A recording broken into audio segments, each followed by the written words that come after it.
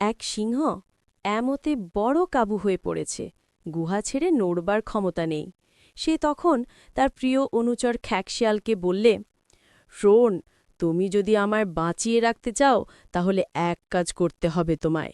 বনে যে বড় হরিণটা আছে, নানা মিষ্টি কথায় ভুলিয়ে ভালিয়ে তাকে নিয়ে আসবে আমার একেবারে কাছে। বড় খিদে পেয়েছে আমার, তার মাংস কলজে খেতে পেলে তবে আমার জানটা বাঁচে। সিংহের কথায় বেরোল সেই বড় হরিণটার খোঁজে। একটু পরে তার দেখাও পেয়ে গেল। সে তখন হরিণকে বললে, শোন ভাই, জবর এক সুখবর আনেছি তোমার। তুমি তা জানোই, আমাদের এ বনের রাজা যে সিংহ, তার গুহার কাছাকাছি থাকি আমি। রাজার আমাদের ভীষণ অসুখ, একেবারে মরমর অবস্থা, বাঁচবার কোনোই আশা নেই। এখন তার ভাবনা হয়েছে, তিনি চোখ বুঝলে এ বনের রাজা হবে কে, কাকে তিনি তার এ রাজত্বটা দিয়ে যাবেন। তিনি বলছেন, শুয়োরকে দেওয়া যায় না, ওর মাথায় গোবর পোড়া, ভালুক কুড়ের বাদশা, চিতার তিরিক্ষের নিজাল, বাঘটো ভবক ঘুরে।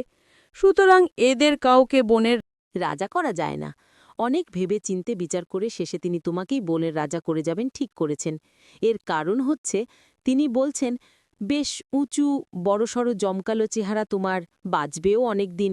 তাছাড়া তোমার মস্ত বড় শিং দেখলে সাপেরা সব ভয়ে পালাবে। মোট কথা, তোমাকেই তিনি বনের রাজা করে যাবেন ঠিক করেছেন।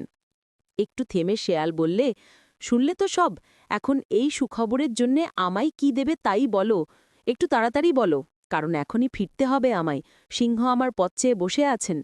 সব কাজেই যে আমার পরামর্শ নেওয়া দরকার বোধ করেন তিনি। হ্যাঁ, আরেকটা কথা, এই বুড়ো শেয়ালের যুক্তি নেওয়া যদি তুমি ভালো মনে করো, তাহলে আমি বলছি, তুমি এখনই আমার সঙ্গে চলো, গিয়ে রাজা না মরা পর্যন্ত তুমি তার কাছেই থাকো। শেয়ালের মুখে এইসব কথা শুনে